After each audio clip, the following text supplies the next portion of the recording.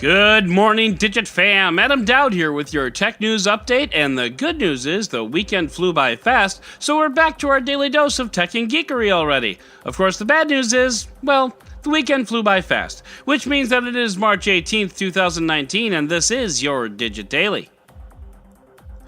You might remember our Spotify versus Apple fight from last week. Spotify set up a website claiming that Apple doesn't, quote, play fair by having an app store and hosting its own Spotify competitor, Apple Music. Spotify is also suing Apple in the EU under antitrust laws, claiming that Apple's position gives it an advantage to sell its own service, Internet Explorer, over a competitor, like Netscape. Oh, I'm sorry, I meant Apple Music and Spotify, but when I said it like that, it kind of sounded right, didn't it? Anyway, Apple is now firing back, even if that seems like a terrible idea. This is the very definition of validating someone's argument with a response, so let's take a look at that response, shall we? First, Apple says that its 30% cut is only 30% in the first year, and after that it drops down to 15%. Oh, so you're only gouging developers for the first year. Well, that makes it so much better, thanks.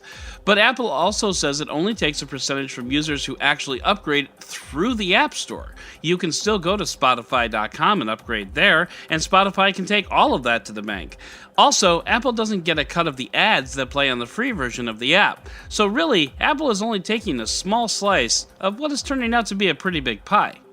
Spotify fired back by saying, well, of course you think you're not hurting anyone. All monopolists say they're not hurting people.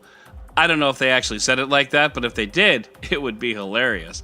Spotify says Apple believes that all of its customers are Apple customers, not Spotify customers, which, well, when you think about it, they kind of are. It's Apple's resources that are taking the money, processing the payments, issuing refunds if necessary. They are kind of Apple's customers, and in this respect, I'm not so sure Spotify has a leg to stand on.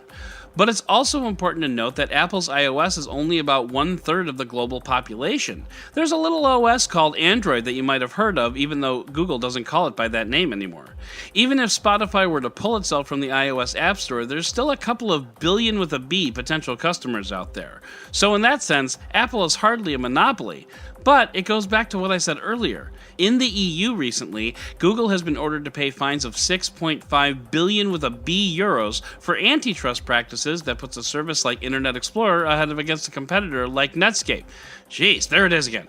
Okay, but it's really the same argument. In the world of Apple, where Apple Music is a part of the same company that runs the App Store, Spotify is right. If Apple Music comes pre-installed on iOS, and I've had some reliable though unconfirmed reports that it does, then this seems to be, and I'm not a lawyer, but it seems to be Internet Explorer versus Netscape all over again, and that did not end well for Microsoft.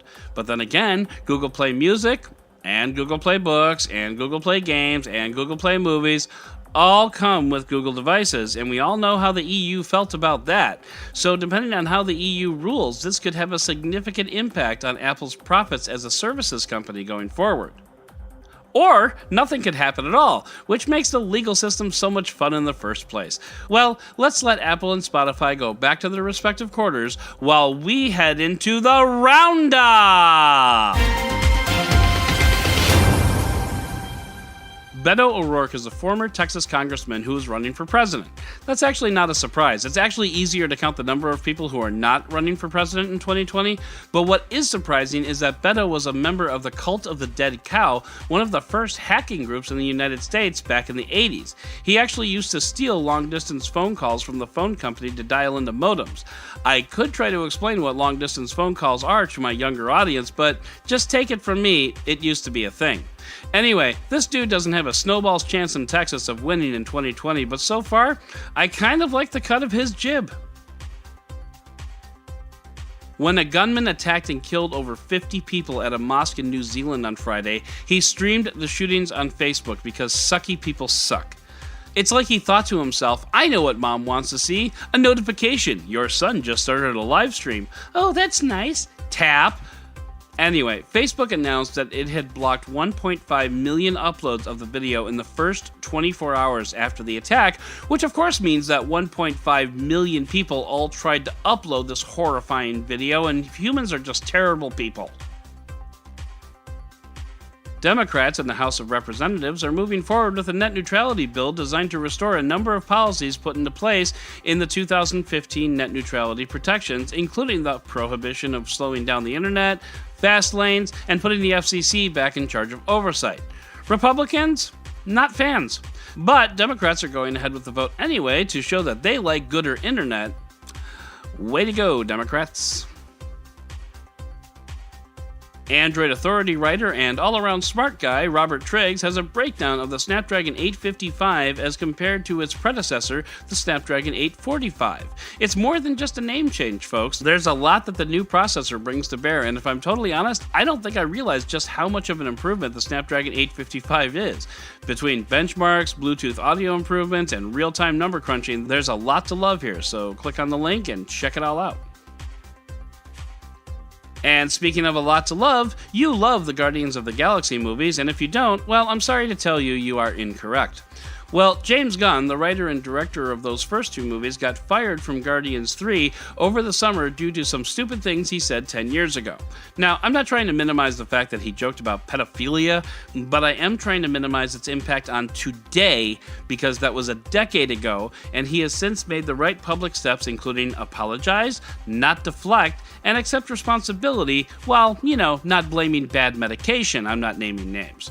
So, all is right with the galaxy, but we have one big Marvel movie to go before we can even think about a sequel that's coming in 2022. And speaking of which, I saw Captain Marvel over the weekend, and I'll share with you my one-tweet review. Slow to start, good action overall, not as funny, but I didn't care. Feminist? Sure.